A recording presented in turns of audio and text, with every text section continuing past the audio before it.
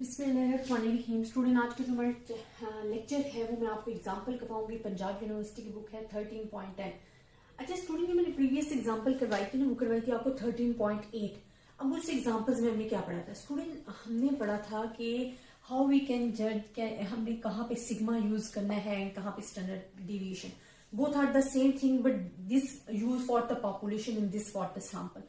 अब हमारे पास जो रिस्पॉन्सिबिलिटी आ जाती है वो ये होती है कि हाउ वी कैन जज that we can use the sigma और स्टैंडर्ड डेविएशन स्मॉल एस। ठीक है, इट्स डिपेंड अपॉन यू कि आपने क्वेश्चन को अच्छी तरह पढ़ना है। फिर क्वेश्चन में से हमने देखना है कि कहाँ पे हमने सिग्मा यूज करना है, कहाँ पे एस यूज करना है। सो स्टूडेंट, प्रीवियस मैंने एग्जांपल करवाई थी ना, उसमें मैंने आपको एस बताया था। ठीक है, अगर तो आपको सिंपल बताया जा रहा है ना, the population is this and the standard deviation is this, तो इट्स मीन आप पॉपुलेशन में जहां आपके पास लिखा हुआ आ जाए ना, the sample size is this and this one is the standard deviation, वहां पे आपने नोट डाउन कर लेना है ये सिंपल एस है। अब प्रीवियस एग्जांपल आपने लाजिम देखनी है ताकि आपको पता चले। मैंने उसमें बहुत क्लियरली आपको एग्जांपल करके बताई थी कि हमें कैसे पता चलेगा कि हमने एस यूज करना है इंस्टेड ऑफ सिग्मा। अब मेजोरिटी जो आपके पास क्वेश्चंस आते हैं ना, because I am discussing the FSc level के लिए मैं आपको बता रही हूँ। ठीक है, पंजाब यूनिवर्सिटी की बुक है। बीएससी लेवल्स के लिए ऑलरेडी मैं बहुत सारी एग्जांपल्स करवा चुकी हूँ, अलग अलग प्लेलिस्ट आपको गिवन है, आप वहां से जाकर देख सकते हैं। अब स्टूडेंट, मैं आपको कुछ एग्जांपल शो करवाती हूँ जहां आपने देखना है कि क्या हमने स्टैंडर्ड डिवीजन सिग्मा यूज करना है या standard division small S use करना है। अब आपको मेजोरिटी जब आपको क्वेश्चंस गिवन होते हैं ना, तो जो सिग्मा स्टूडेंट आपको गिवन होते हैं ना, सिग्मा ऑलरेडी आपको क्वेश्चंस में मेंशन कर दिए जाते हैं, दिस इज द सिग्मा। वो आपको जो है वो कंफ्यूजन नहीं होती। लेकिन जो 13.9 एग्जाम्पल है ना, उसमें आपको सिग्मा खुद उन्होंने दिया हुआ है, इस वजह से मैं वो नहीं करवा रही, बिकॉज उसमें ईच एंड एवरीथिंग गिवन है।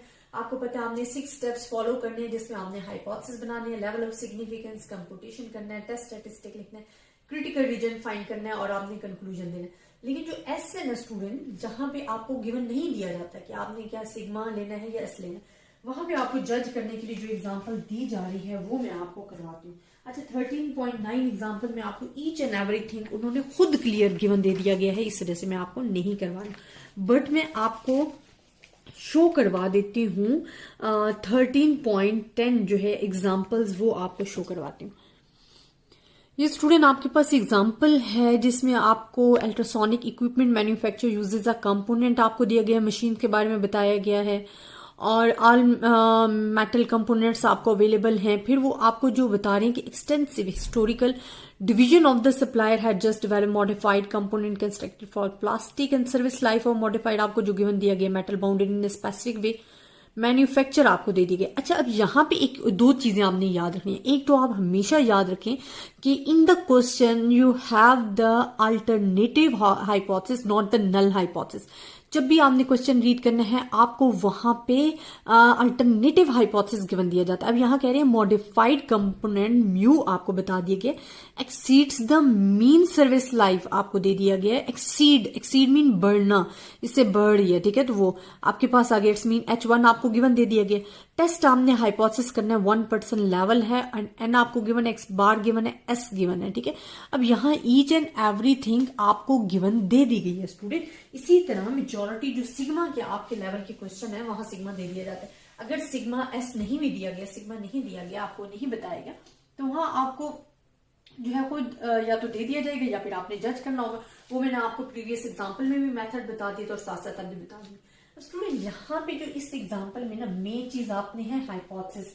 आपने 2 स्टेप बड़े इंपॉर्टेंट होते हैं जो आपने क्वेश्चन में याद रखने। एक हाइपोथेसिस आपने सही बनाने है, दूसरा जब आप टेस्ट स्टैटिस्टिकली फार्मूला लगाओगे ना वो आपने सही लगाना है। अब देखिए हमारे पास 2 हाइपोथेसिस होते हैं, एक नल हाइपोथेसिस होता है, एक अल्टरनेटिव होता है। अब जो अल्टरनेटिव हाइपोथेसिस होना है, they are saying that mu हमारे पास क्या है, exceeds, do not exceeds this 1100, मतलब 1100 से एक्सीड कर रहा है, सॉरी डू नॉट नहीं है बल्कि एक्सीड्स दिस म्यू। तो ये एक्सीड मतलब बढ़ है, और अल्टरनेटिव क्या होगा, इसके अगेंस्ट होता है, बिकॉज हमने 3 सिचुएशंस पढ़ी हुई, या इक्वल नॉट इक्वल होगा, अगर एक्सीड्स का होगा या लेस देन का होगा, यही सिचुएशन होती है। देन हमारे पास क्या है, level of significance, level of significance. अब इसमें एक चीज आपने क्या याद रखनी है कि एक तो आपको हमेशा अल्टरनेटिव हाइपोथेसिस गिवन होते हैं इन द क्वेश्चन। जब भी आप कोई क्वेश्चंस पढ़ रहे हो तो आपने देखना है कि आपको जो हाइपोथेसिस गिवन होगा that is the null hypothesis alternative hypothesis not the null hypothesis. Level of significance अगर आप तो गिवन है, वेल डन। अगर नहीं गिवन तो स्टूडेंट आपने लेना है और वो आपने लेना 0.05। But in which question we have the level of significance, तो हमारे पास 0.01 जो है वो लेवल ऑफ सिग्निफिकेंस गिवन है। देन द थर्ड स्टेप्स हमारे पास बहुत इंपॉर्टेंट होता है, वो होता है टेस्ट स्टैटिस्टिक, जिसमें आपने फार्मूला अपना क्लियरली लिखना होता है। And this is the most important, जिसमें आपने डिस्ट्रीब्यूशन बतानी होती है, अपना फार्मूला बताना होता है। अब यहाँ पे हम टी डिस्ट्रीब्यूशन क्यों नहीं यूज कर रहे? देखिए स्टूडेंट, यहाँ भी आपने एक चीज नोट डाउन करनी है। अब आप कंफ्यूज हो सकते हैं ना कि क्या हमने जी डिस्ट्रीब्यूशन लगानी है, टी डिस्ट्रीब्यूशन लगानी है। देखिए जब भी आप, अगर तो आपको सिग्मा मालूम है देन तो आपको कोई फर्क ही नहीं पड़ता ना, एन ग्रेटर और लेस, तो आपने जी डिस्ट्रीब्यूशन लगानी है। लेकिन अगर सिग्मा अननोन है, अगर आपके पास ये अननोन है, फिर आपने देखना है, जिस तरह के ये एस गिवन था, आपने देखना है कि एन ग्रेटर देन 30 है या लेस देन 30 है। स्टूडेंट यहाँ मेरे पास ग्रेटर देन 30 था, जब ग्रेटर देन 30 हो तो जी डिस्ट्रीब्यूशन लगता है, अगर लेस देन 30 है तो टी डिस्ट्रीब्यूशन लगता है। That is the difference and it's also discuss in the play list of the important paper वाली जो प्ले लिस्ट है, in which we have discussing each and everything as related to this topic. ठीक है, तो इस topic से related आपके पास जितनी भी कंफ्यूजन है उनसे रिलेटेड जो मैंने आप वीडियो बना के अपलोड की हुई, आप वहां से देख सकते हो। अब स्टूडेंट यहाँ क्योंकि हमारे पास एन जो था वो ग्रेटर देन 30 था, इट मीन 36 था, तो we are using the z distribution. Fourth step हमारे पास क्या होता है? कंप्यूटेशन। कंप्यूटेशन में आपने क्या करना होता है? अपनी वैल्यू को कंप्यूट करना होता है, पुट करना होता है। Because each and everything given था, आप सिर्फ और सिर्फ इसमें पुट करो। आपको एक्स बार गिवन है दिस वन, माइनस म्यू आपको 1100 गिवन है, जो कि आपको नजर आ रहा है, और ये आपको ये ईच एंड एवरीथिंग जो आपको इंफॉर्मेशन आपको क्वेश्चन में दे दी गई थी वो गिवन है। आंसर आ रहा है 0.568 आंसर आ रहा है। देन मोस्ट इंपॉर्टेंट जो आ जाता है इसमें, जिसमें अगर स्टूडेंट कंफ्यूज हो जाते हैं, वो क्रिटिकल रीजन होता है। How we can define the critical region, how we can draw the critical region, and how we can जज that it's fall in the acceptance region और रिजेक्शन रीजन। इन सब के जो आंसर्स हैं वो आपको जब तक आप डायग्राम ड्रॉ नहीं करोगे आपको नहीं पता चलेगा। अब देखिए, ये तो आपको टेबल देखने का जो मेथड है ना, वो भी मैंने इंपॉर्टेंट प्ले लिस्ट में बताया हुआ। इसका जो आंसर आएगा ना, जो आप देखोगे हमारे पास आंसर आएगा, वो आएगा जी टू, जो टेबल में आप टेबल वैल्यू में आपको बता रही हूँ। ठीक है, ये आपको मैंने मेथड बताया हुआ देखने का, इंपॉर्टेंट प्ले लिस्ट में आप जाके देखो, वहां मैंने आपको टेबल देखने का मेथड बताया हुआ है। 2.326 मैं आपको डायरेक्ट लिखकर बता रही हूँ, बिकॉज इस पे मैं आपको वीडियो बना के दे चुकी हूँ। अब स्टूडेंट मेन होता है डायाग्राम बनाना, जहां से आप अपना कंक्लूजन भी ड्रॉ करोगे। ठीक है, अब हमारे पास है एक्सीड्स। ठीक है, मतलब वो कह रहे हैं कि 0.568 हमारे पास क्या आया है, वैल्यू आई है। अब हमारे पास क्या करना चाहिए कि हम कहते हैं यहां पे हम कह रहे हैं जी एक्सीड्स होना चाहिए, इससे ज्यादा होना चाहिए। ठीक है, तो ये ज्यादा होना चाहिए, मतलब मैं आपको दोबारा बता देती हूँ। यहाँ डायग्राम में क्योंकि हमारे पास क्या है कि हमने कहा है कि म्यू इससे बढ़ना चाहिए, एक्सीड करेगा, तो एक्सीड तो इसी साइड पे होगा ना। बाकी जो है वो हमारे पास क्रिटिकल रीजन में क्या आ जाएगा, रिजेक्शन रीजन आ जाएगा। अगर यहाँ पे वैल्यू कोई फॉल करती है तो वो रिजेक्ट हो जाएगी। अब आपकी वैल्यू क्या है, 2.326 है ना, तो 2.326 जो है वो कहाँ पे लायक आ रही है, आपने ये देखना है। ठीक है, तो सॉरी, यहाँ पे हमने टेबल वैल्यू लिखनी थी, ये आपने लिखनी है जी टेबल वैल्यू, और आपने देखना है कि क्या वैल्यू एक्सीड कर रही है, कि एक्सेप्टेंस रीजन में फॉल कर रही है या रिजेक्शन रीजन में फॉल कर रही है। अगर तो रिजेक्शन रीजन में फॉल करी तो आप उसे रिजेक्ट कर दोगे, अगर एक्सेप्टेंस रीजन में फॉल करते हो उसे एक्सेप्ट कर लोगे।